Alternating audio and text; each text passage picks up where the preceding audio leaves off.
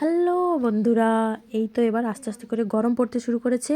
আর আমিও আস্তে আস্তে করে আমার পদ্ম গাছগুলো রিপোর্ট করা শুরু করে দিলাম। তো আজকে আমি রিপোর্ট করার ভিডিওটা পুরো তোমাদের সাথে শেয়ার করব। তো চলো স্টেপ বাই স্টেপ আমার সাথে দেখতে থাকো। তো তোমরা চাইলে দুই পাশ দিয়ে হাত দিয়েও তুলতে পারো, ওই প্রসেসটা আমি পরে একদিন তোমাদেরকে দেখাবো। আর এটা হচ্ছে পুরো গামলাটাকে আমরা উপুড় করে দিই, নিচে একটা বস্তা বা আসন কিছু একটা দিয়ে পুরো গামলাটায় নিচে ধরে পুরো উপুড় করে দিতে হবে। একটু ভারী লাগে, কিছু করার নেই, আমরা গাছপ্রেমী মানুষ, আমরা এগুলো করতে অভ্যস্ত আছি, সে যতই কষ্ট হোক না কেন। এই যে এবার দেখো নিচে কতগুলো টিউবার শুধু হয়েছে, আমার বেশি হয়নি এইবার। কারণ হচ্ছে যে আমি কয়েক মাস আগে আমি গাছ তুলে বসিয়েছিলাম, সেই জন্য টিউবার বেশি তৈরি হয়নি। যা হয়েছে এনাফ, এটা থেকে আমি বসালে এবার 20 থেকে 25 দিন বা এক মাসের মধ্যেই ফুল চলে আসবে। এবার গরম তো পুরো পড়ে যাচ্ছে। তো তোমরা মানে যারা যারা বাগানে পদ্ম রেখেছো তোমরাও রিপোর্ট করা শুরু করে দাও। আর যারা যারা মানে চাইছিলে আমার কাছ থেকে পদ্ম গাছ নিতে, অনেকেই আমাকে ইনবক্স করেছিলে, কমেন্ট করেছিলে। তো তোমরা এবার যোগাযোগ করতে পারো আমার কাছে। এবার পদ্মের টিউবার অ্যাভেলেবেল হচ্ছে, তোমরা অবশ্যই পেয়ে যাবে। যে যে কালারের নিতে চাও অবশ্যই পাবে, আমার কাছে কয়েকটা ভ্যারাইটি আছে। এবার চলো তোমাদেরকে বলি, এই যে আমি নিয়ে চলে এসেছি, আমার একটা বড় গামলাতে পদ্ম আছে। মানে এটাতে এখনও গাছ বের হয়নি, সেই জন্য সেই জায়গাটা জলটা অনেক ছিল। তো আমার ছাদটাতে একটু মোটামুটি অতটাও বড় নয়, ছোট। এবার গাছে পুরো ভর্তি করে রেখেছি।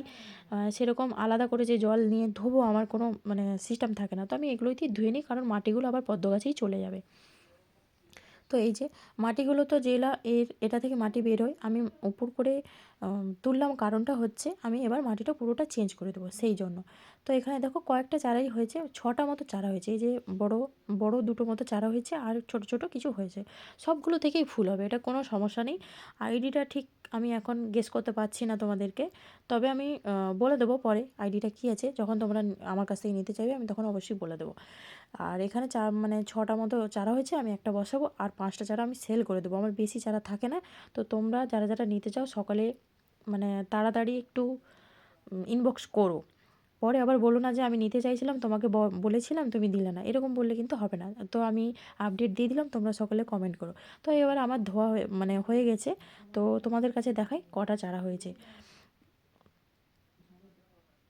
তোমরা এখানে দেখলে বুঝতে পারবে কয়েকটা চারা হয়েছে, বেশি হয়নি।